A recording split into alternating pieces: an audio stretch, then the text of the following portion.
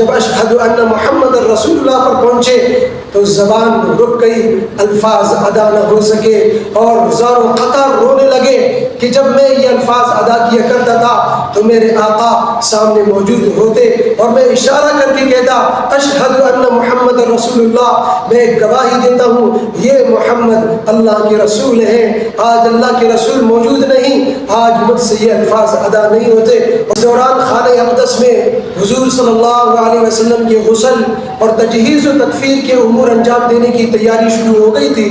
پہلے دن تو رنج و غم اور دکھ درد صدمے کی انتہا کی وجہ سے شمع رسالت کے پروانے ایک سکتے کسی کیفیت میں تھے، اس لیے کسی میں ان امور کی انجام دہی کی سکت ہی پیدا نہ ہو سکی۔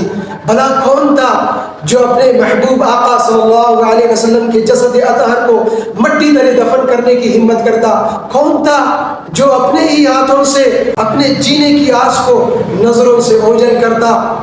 اعصاب شل ہو چکے تھے اور ذہنی قوتیں مفلوج ہو چکی تھیں۔ تقریباً 24 گھنٹے بعد ہوش و حواس بحال ہونے لگے اور وہ جو شدید ترین جو کیفیت تھی وہ جانے لگی تو حضور صلی اللہ علیہ وسلم کے چچا حضرت عباس رضی اللہ عنہ، داماد حضرت علی رضی اللہ عنہ اور پھوپھی زاد حضرت زبیر بن عوام رضی اللہ عنہ غسل دینے اور کفن پہنانے کی امور میں مشغول ہو گئے۔ چونکہ یہ حضرات حضور صلی اللہ علیہ وسلم کے قریبی رشتہ دار تھے، اس لیے یہی حضور صلی اللہ علیہ وسلم کی آخری خدمات انجام دینے کے زیادہ حقدار تھے۔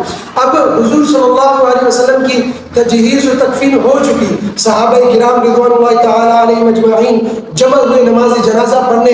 حضرت صدیق اکبر رضی اللہ عنہ سے پوچھا کہ نماز جنازہ کیسے پڑھی؟ تو فرمایا کہ ٹولیاں بنا بنا کر اندر جاؤ اور نماز پڑھ کے باہر نکلتے جاؤ، چونکہ حضور صلی اللہ علیہ وسلم کا جنازہ حضرت عائشہ رضی اللہ عنہا کے حجرے میں ہی تھا، تو تھوڑے تھوڑے افراد حجرے میں اندر داخل ہوتے اور اپنی نماز پڑھ کر باہر نکلتے۔ کسی امام کی اقتداء میں نماز نہیں پڑھی گئی، فردن تنہا ہر ایک نے اپنی نماز پڑھی، چونکہ حضور صلی اللہ علیہ وسلم کی یہی وصیت تھی۔ آپ نے وفات سے پہلے فرمایا تھا کہ سب سے پہلے میرے گھر والے نماز جنازہ ادا کریں اور پھر سب لوگ فردن نماز جنازہ ادا کریں۔ تو اس حکم کے مطابق سب سے پہلے اہل بیت نے نماز جنازہ ادا کی اور پھر مردوں نے، پھر عورتوں نے، پھر بچوں نے، پھر غلاموں نے۔ تو اس طرح حضور صلی اللہ علیہ وسلم کا نماز جنازہ ادا ہوا۔ اب سوال یہ پیدا ہوا کہ دفن کہاں کریں؟ ہر ایک نے اپنی رائے دی، اپنی تجویز دی، ایک اختلاف پیدا ہو گیا۔ تو حضرت صدیق اکبر رضی اللہ عنہ نے فرمایا کہ میں نے حضور صلی اللہ علیہ وسلم کو فرماتے ہوئے سنا کہ ہر نبی کو وہیں دفن کیا جاتا ہے جہاں ان کی روح قبض کی گئی ہو۔ تو آپ علیہ السلام کا بستر ہٹا کر وہیں قبر کھودنا شروع ہو گیا۔ جب قبر تیار ہو گیا تو حضور کے غلام شقران وہ فوراً قبر میں اترے اور ایک سرخ چادر قبر میں بچھایا اور حضرت علی، حضرت عباس کے بیٹے قاسم بن عباس رضی اللہ عنہم یہ مرقد میں اترے اور جسد اطہر کو اتارا اور پھر آخر میں حضرت مغیرہ بن شعبہ رضی اللہ عنہ مرقد میں اترے اور حضور کی کفن کو درست کیا۔ پھر اس کے بعد قبر پر مٹی ڈال دی گئی اور حضرت بلال رضی اللہ عنہ نے مشک لے کر قبر پر پانی کا چھڑکاؤ کیا۔ یوں حرا کا چاند طیبہ کے خاک میں روپوش ہو گیا اور اس کے ساتھ ہی سسکیوں اور ہچکیوں کی آوازیں مدینہ منورہ میں گونج اٹھی۔ زمین و آسمان نے اس سے زیادہ دردناک منظر کبھی نہیں دیکھا تھا۔ صحابہ کرام رضوان اللہ تعالی علیہم اجمعین کے لیے بھی یہ ناقابل برداشت تھی کہ آج کے بعد وہ اپنے آقا و مولا کی زیارت نہیں کر سکیں گے۔